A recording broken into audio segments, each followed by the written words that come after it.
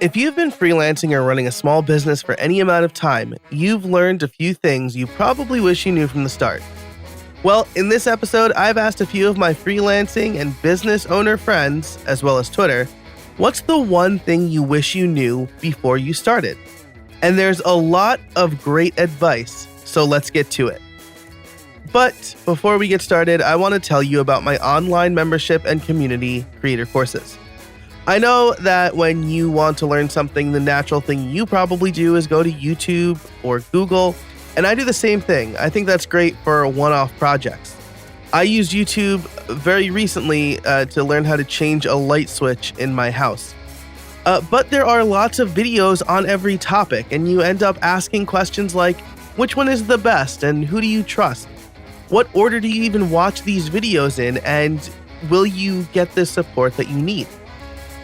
These are all things where YouTube or other potentially free videos fall short. Well, I started Creator Courses a few years ago with the idea of just putting online courses out there into the world for people to take. Last year, I decided to morph it into a membership. So you can become a member and take all of the courses that we have to offer, and they are all included in that membership. And those courses focus on everything from just basic WordPress to learning how to build a website without code. All of the courses are developed by me, and if you listen regularly, you know that I've been a developer for 2 decades at this point, and I have lots of experience building websites. I'm a teacher at heart, and I've created courses for LinkedIn Learning and universities like my alma mater, the University of Scranton. On top of the courses, we are also a community, and members get access to the forums and Slack and office hours with me. So stop wasting your time hunting and pecking for the right learning resources and tools. Exclusively for listeners of this show, you can save 15% on all memberships, including the lifetime membership. All you have to do is visit creatorcourses.com/build. What's one piece of advice you wish you had when you started your business? For me, it's definitely more than one piece of advice. I was lucky to have a mentor, though. Mr. Joe Rizzi owned the deli I worked at in high school and college, reinforcing those New York Italian stereotypes, and we'd talk about my small web design business while we cleaned up after the shop closed. This was before Twitter and podcasts mostly, and even before Freelance Switch, the first freelance community that I was a part of. These days, you can find scores of advice on freelancing and starting a small business. You can ask Twitter or people on other social media platforms. And in this episode, I decided to ask a few of my friends and Twitter followers that very question. And I got some fantastic advice. This season is going to focus heavily, or is focusing heavily, on freelancers and small business owners. And so I think it's good to have some of these questions or some of these tidbits, these tips, top of mind as you listen to the rest of the season. So you'll be able to find a link to the original tweet, as well as to everyone who answered, in the show notes for this episode over at howibuilt.it/152. So let's get started with the first piece of advice. It comes from my friend Gene, and here's what he has to say. Hi, my name is John with Design Theory, and one of the things that I wish that I knew when I first got started in freelancing that I know now would have been for me to identify the product or service that I know is going to be profitable in a very soon or quick amount of time versus trying to offer a bunch of different products and services and hoping that of all the things that I offer, I'll be able to attract a whole bunch of different clients and be able to service almost everybody. And what I learned, as going through my business was that it kind of drove me crazy because I was doing too many things that were outside of what I was really, really comfortable with, even though I could do these things. Instead, I was not focused on the one thing or maybe the one or two things that I did really, really well that I found that I was better skilled at or better talent, had better talent for. And therefore niching down on just that product or service and finding the target demographic or the target marketplace for me to offer that product or service, which is what I'm doing now. And I feel like I'm much more comfortable with now. And so the risk of going into burnout, the risk of doing things that were outside of my scope and maybe not doing them as adequate or as fast or as efficient as somebody who is much more versed in that product or service, now I feel much more comfortable. So that's definitely something that I wish that I learned, that I wish that someone could have told me, or I wish that I would have learned when I first got started, that would have saved me a whole bunch of time and effort and sleepless nights, if you will. And that's all I have on that one. Thanks. That's definitely a hard one for many freelancers, myself included, but it's important. We've heard the importance of niching down, but focusing on your offering is important too. You want to make sure that you're not spreading yourself too thin, offering too many services, or just offering things that aren't in your wheelhouse. And you want to make sure you're putting the right amount of time into your products or services. Following Gene's advice this year, I'm doubling down on podcasting. Not only how I built it, but services surrounding podcasting. I'm launching my podcast Liftoff course, and I'm offering a done-for-you podcast service to help others launch their podcasts. Along with making sure you focus on the right offerings, my good friend Sal has great advice on how to become an authority on those offerings. One piece of advice I wish I'd gotten sooner was that I should blog everything. Every time I figured something out, I should turn it into a blog post. Every time I had to explain something to someone, I should write that explanation as a blog post and point them to that. And I wish I'd known this sooner, because when I started doing these things, I found that there were lots of benefits. Writing out that blog post helped me understand the concept better. And then I became a resource for myself. There are lots of times that I need to remember how to do something, and I know I can go to my website and find that information there. Also, at the same time, I could become a resource to others. Other people could find it. And by doing that, I was establishing my reputation. That in turn was marketing.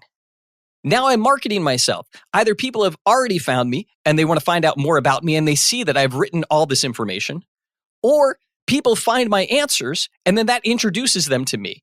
Either way, that is helping build my brand and marketing myself. And it sounds like a lot of work. But there were two things that helped me with that. One is to keep in mind there's a lot of value that I'm getting out of this. But the second one, and I think this is more important, was that I needed to lower the bar to hitting the publish button. A quick blog post is better when it's published than a long blog post that doesn't get published. I'd like to have an image with each of my blog posts, and I don't always do that. But it's better for me to hit that publish button and get that post out than to have it sit around while I wait to find that image. So lowering the bar was a big part of that. So the big thing is blog everything. I can't tell you how many times I've referenced my own blog posts or books.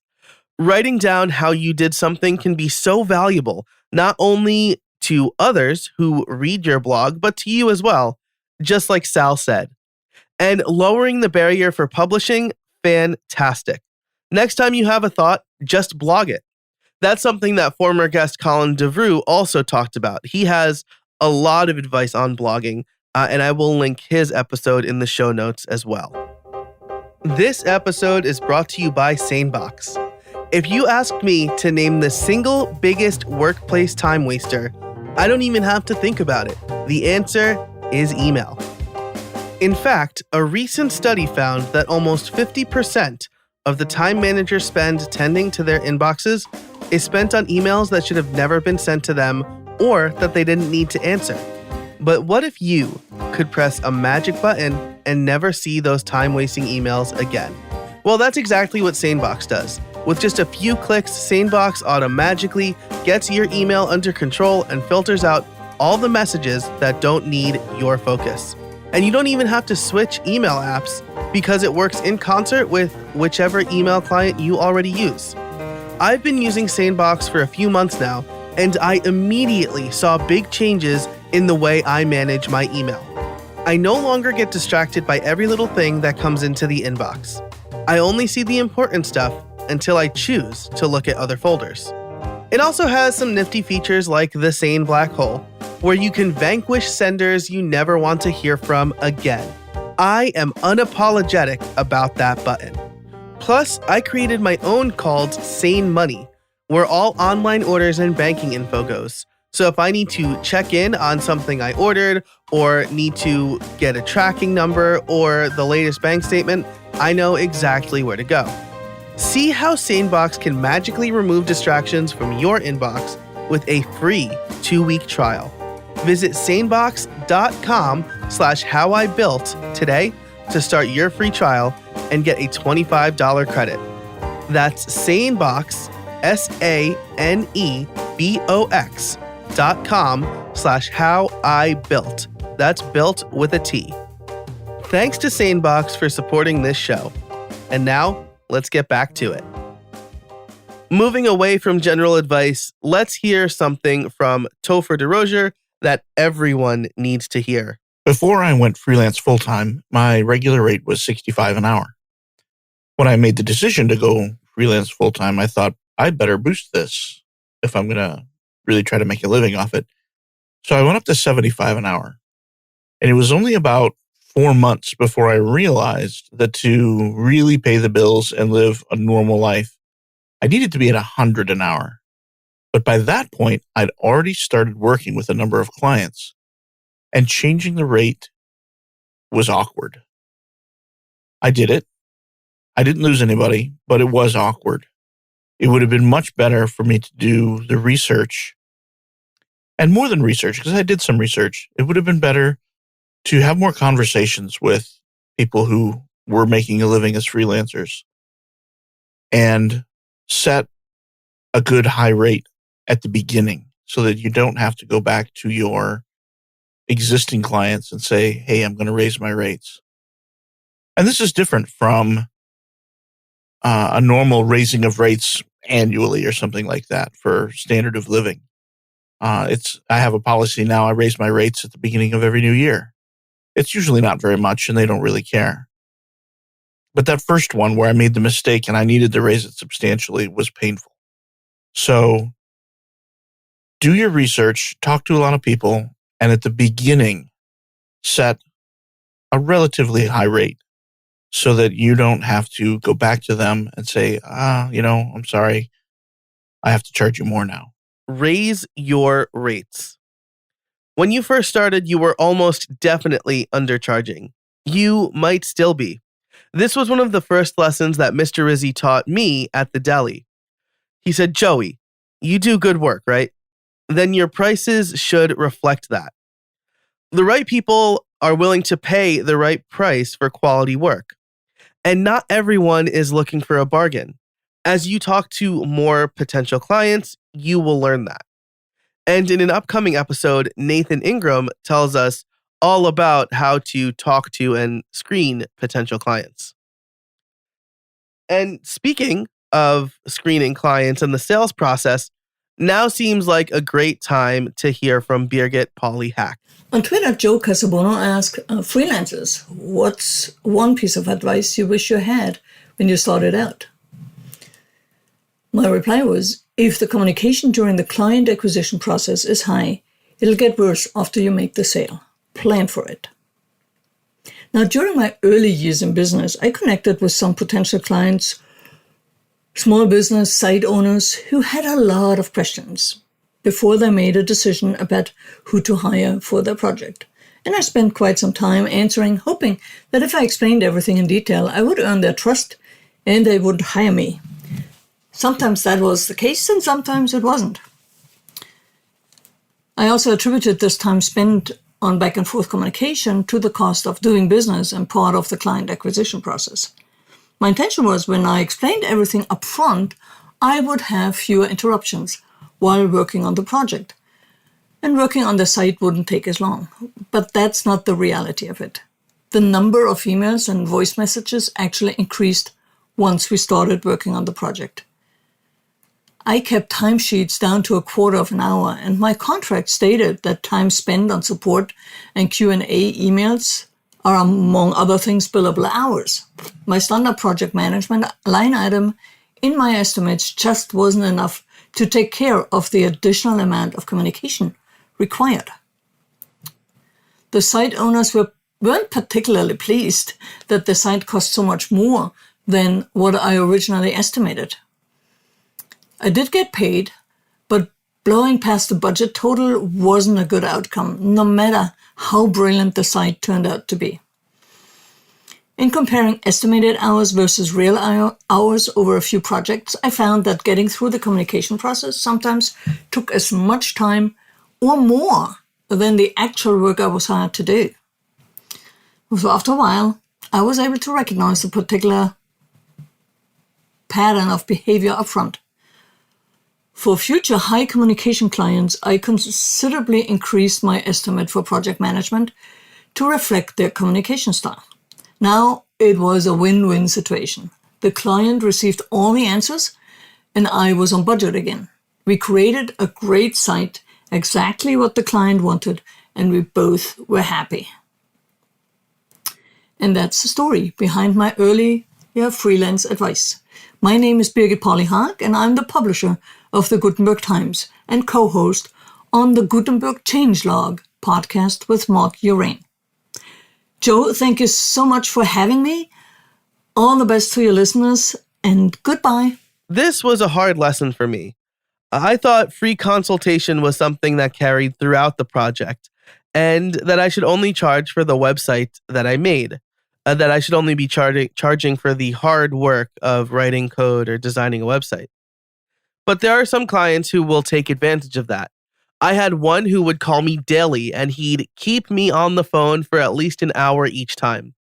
When I told him I was going to start charging for these calls, they stopped, and pithy emails replaced them. But there are some clients who just need a lot of hand-holding, and that's okay. But as Birgit said, you should be aware of that and charge appropriately. There's also a hidden tip in Birgit's advice. Time track. You should know where your time is going, especially when you're starting out. If you don't know how much time you're spending on certain aspects of a project, you will never be able to accurately put together a quote. And accurate quotes are important. I use Toggle and a fantastic iOS app called Timery. Timery integrates with Siri shortcuts, so I can prompt Siri to start a timer or have a timer automatically start when I do something like open an app or scan an NFC tag. This has been hugely helpful in helping me time track. I've never been good at it, but Timery reduces the resistance necessary for time tracking. And related to what Birgit said and rounding out the audio advice is Jonathan Bossinger. One piece of advice that I wish I had when I started out as a freelancer is to always expect the unexpected. Projects very rarely go the way you expect them to. There might be some piece of information that you don't have, something that you missed, or a hurdle implementing some piece of functionality or some external library, or even just a lengthy testing process that you expected to take an amount of time and takes 3 times the amount of time. Always prepare for the unexpected. I found the best way to learn to work around this is to monitor the time spent on the different aspects of the project and see where the unexpected things happen and how much time I end up spending on unexpected, and then factor that in the next time around. A good rule of thumb is to start with something like 30%. So assume that 30% of your time is going to be, or at least an additional 30% of whatever you estimate is going to be needed. So if you think something's going to take an hour, add another 30% to that. Inevitably, I found that doing that, I end up,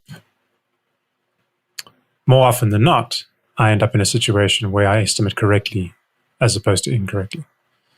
And a good way to isolate that, as I say, is to measure your time, measure what you're doing, measure the unexpected times, and see how much of the project you actually thought was right and how much you ended up doing things you weren't expecting. Expect the unexpected is something I was taught early on in my college career. Projects seldom go as planned, especially when they get to a certain size. Jonathan recommends building an extra 30% in for unknowns. I might go even higher than that, depending on the project and the client.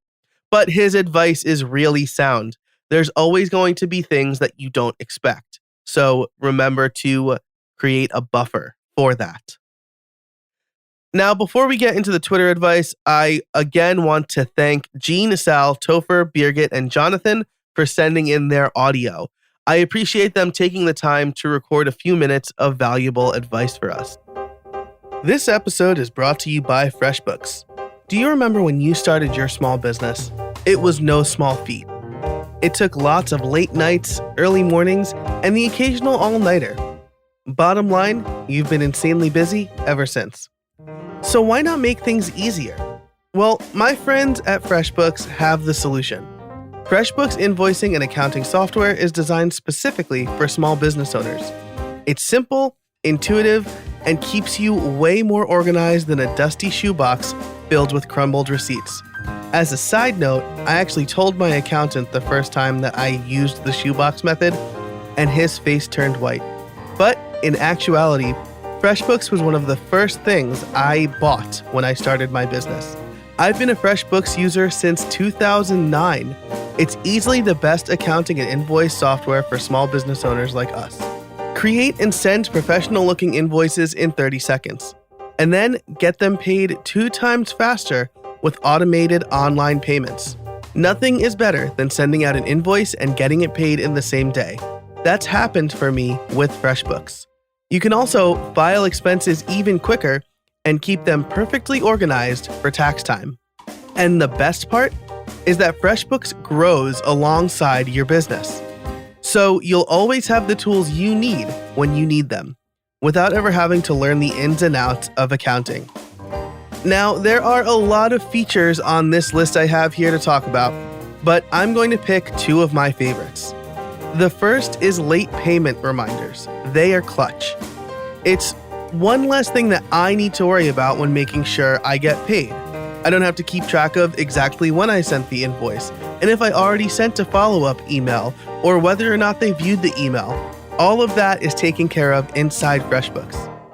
The other feature I really like is the automated expenses. I connect my business credit card to FreshBooks, and my expenses automatically get imported. They are all there, ready for me and my accountant to review. It makes tax time easier for both of us. And it's no secret that I love automation, and these 2 features make my life a lot easier. After doing things by hand, FreshBooks is worth the price of admission just for those 2 things. So join the 24 million people who have used FreshBooks. You can try it for 30 days for free. No catch, no credit card required. Go to freshbooks.com/builtit and enter how I built it in the How Did You Hear About Us section to get started. That's freshbooks.com/builtit. That's built with a T. Thanks so much to FreshBooks for supporting the show. And now let's get back to it. Looking to Twitter, and you can find the whole thread over at howibuilt.it/152. There's advice that reinforces what we've already learned, but I want to call out a few gems. Kim Coleman says to make sure to get all of the content up front. This is a best web design practice, as in you can't make a good website without knowing the content that you're designing for, but it also will make the project go much more smoothly. It could prevent the project from stalling and put less pressure on you if you say, I can't get started until I have all the content. I've been in a situation where I did everything I could without the content. The client takes 2 months to get me the content or more. And then as soon as they give me the client, they're like, so when is the site going to be ready? Getting all of the content up front means that you are not relying on other people to schedule out your time. And that's really important. Michelle Franchette, I'm sorry, Michelle, if I just said your last name wrong, says that there are things you should invest in and things that you can skimp on. Know the difference. I love this advice. As a matter of fact, over on my blog this week, there's a post about 2 things freelancers should definitely invest in no matter when they are starting. I'll just add that running a business is easier and more affordable than ever. To give you some real numbers, my annual recurring expenses total around $5,000 to $7,000. And I spent a bit more on that for equipment in 2019. But let's just say I have between $10,000 and $15,000 in total expenses per year on average. I make a lot more than that. So invest in what you need to and don't cheap out on that stuff. Sure, you can probably go without paying for that lifetime subscription right now or the annual subscription and just pay an extra couple of bucks monthly if you can't afford, Zapier for a whole year or something like that. But don't just find a free contract online. Get a vetted contract and have your lawyer look over it, or have a lawyer write you a contract from scratch. That's going to be a lot more expensive. I recommend having like a boilerplate that your lawyer can modify. That's always worked for me. I'm not a lawyer, but that's been something that works for me. And the same thing goes with something like an accountant, right? A lot of my expenses go to professional services like that. And my accountant saved me $10,000 that I would have otherwise had to pay in taxes. So that investment was well worth it. Dave Sharon offers advice to piggyback off of Gene's, which is it's okay to change your niche if it's not working out. And I've done that a few times, right? I thought of offering premium WordPress websites for people getting married, right? So like premium wedding websites. I thought that was a great niche because people are already spending a bunch of money on their wedding anyway. What's maybe an extra $500 or $1,000 to get a really nice looking website? What I did not realize was that because they were spending a lot of money, they didn't want to drop $1,000 on a website that to them was very, very temporary, right? Not everybody looks at websites the same way I do. My wedding website is still up for posterity, but they weren't willing to drop that kind of money on something like that. They would rather spend that money on something better for their wedding. I didn't realize that. What I should have focused on was websites for people in the wedding industry, something similar to what former guest Sarah Dunn is doing now. So those were the big pieces of advice I wanted to call out. In no particular order, here are other common pieces of advice that people wrote in. Set boundaries with your clients. This is so important. Don't let them call you at all hours. Don't give them your cell phone number. Get a Google Voice number. And make sure that they know when you work and that you are not available 24/7. It's okay to say no to projects. This is a hard one to learn, especially if you feel like the coffers are getting a little thin. You might be more willing to just take on any project. But it's okay to say no to projects. If it's not a good fit for you, if you don't think you're a good fit for the client, or you just don't have the bandwidth right now, then say no. And similarly, don't take cheap projects just for the experience. Again, it might be tempting if you if money doesn't look like it's coming in, or you can see kind of the end of the tunnel and you're not sure where your next paycheck is going to come from. But cheap projects are going to cost you a lot more in the long run. On that last note, I would add that it's okay to charge just for the learning curve. Just be upfront with your clients. So if you don't know exactly how to do something, don't learn it for free just because you've never done it before. You're not going to know everything, and they are paying for you to solve their problem. You don't necessarily know every solution. You just need to know that there is a solution, and part of your job is to find it.